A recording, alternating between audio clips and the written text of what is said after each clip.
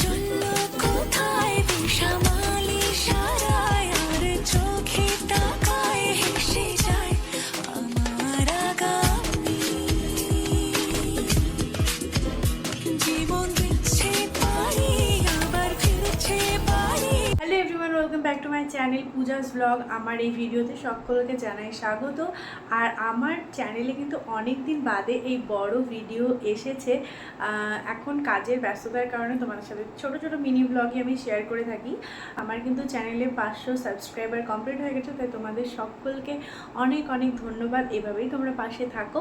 যাই হোক, আজকে কিন্তু সানডে, আর এখন দেখো আমি বাড়িতেই আছি। আমরা কিন্তু আগামীকাল রাত্রে বেরোবো।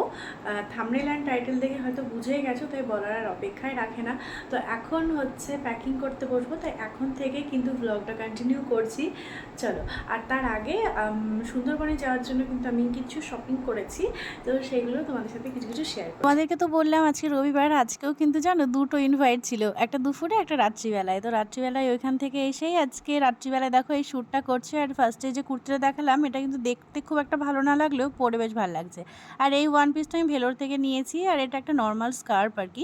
এরপরে যে টপটা দেখাচ্ছি এটা অলরেডি দেখেছো, আর এই ব্লু কালারের কুর্তিটাও একদম নতুন, পরে কিন্তু ভীষণ কমফোর্ট, সেই জন্যই নেওয়া। আর এই ওয়ান পিসটা দেখেছো, এই ওয়ান পিসটা আমি একদিন পরেছিলাম যখন আমি দীঘায় গেছিলাম। এরপরে যে কুর্তিটা দেখাচ্ছি সেই কুর্তিটা দেখো একটু শর্ট কুর্তি, বাট প্রিন্টটা খুবই সুন্দর। আর এটা একটা প্যান্ট। আর এরপরে এই যে জুতোটা দেখতে পাচ্ছি, জুতোটা খুব পছন্দের, আমি আজিও থেকে অর্ডার করেছি। সো আজকে হচ্ছে মানডে, আর আমাদের কিন্তু বেরোনোর টাইম হয়ে গেছে। সো রেডি হয়ে গেছে একদম, আর প্যাকিংও কমপ্লিট। দেখতেই পাচ্ছ পেছনে ব্যাগপত্র সব রাখা আছে। আর রাত্রিবেলায় যেহেতু বেরিয়েছি, তাই ডিনারটা কিন্তু বাড়ি থেকেই সেরে নিয়েছি। বাড়ি থেকে দেখো বেরিয়ে গেছি, প্রায় 1.5 ঘন্টা মতো সময় লেগেছে। আর এখন বাজে 10:30। দেখো আমরা এখানে বহরমপুর স্টেশনে পৌঁছে গেছি। আর এই ছিল হচ্ছে স্টেশনের ভিউ। আর যেহেতু আমরা খাওয়া দাওয়া করে এসেছি, তাই আমাদের কোনো চাপ নেই। শুধু এখানে এসে কিছুটা সময় অপেক্ষা করতে হচ্ছে, কারণ আমাদের ট্রেন মোটামুটি ওই 11:10-15-তে। আর কিছু ফটো ক্লিক করে নিচ্ছিলাম, কারণ বেড়াতে যাচ্ছি বলে কিছু ফটো তো তুলতেই হবে। তো এই হচ্ছে দেখো স্টেশনের ভিউ, অনেক মানুষই আছে এখানে।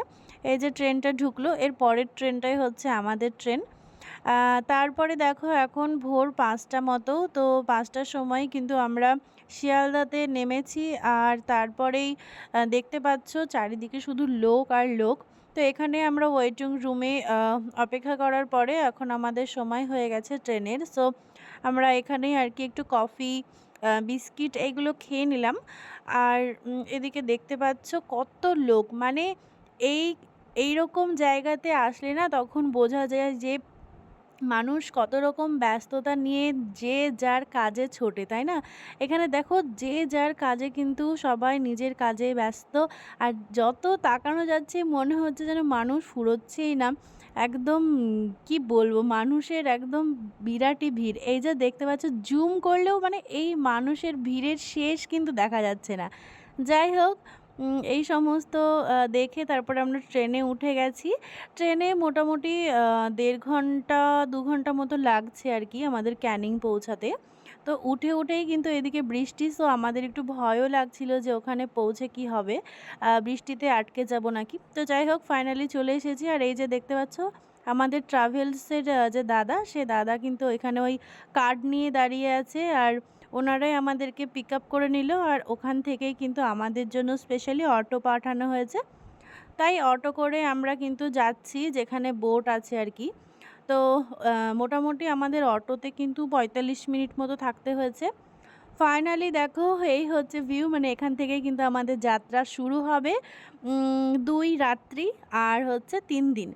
যাই হোক, নেক্সট ভ্লগে কিন্তু সবটাই আসছে, কি করছি কি মেনু আছে সবটা।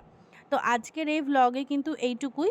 আর এই হচ্ছে আমাদের বোট এমবি সুলতানা। চলো আজকের ভ্লগটা আমি এখানেই শেষ করছি। যদি ভালো লেগে থাকে তাহলে অবশ্যই বন্ধুদের সাথে শেয়ার করতে ভুলবে না, আর কমেন্টের মধ্যে জানাবে তোমাদের কেমন লাগলো ভিডিওটা।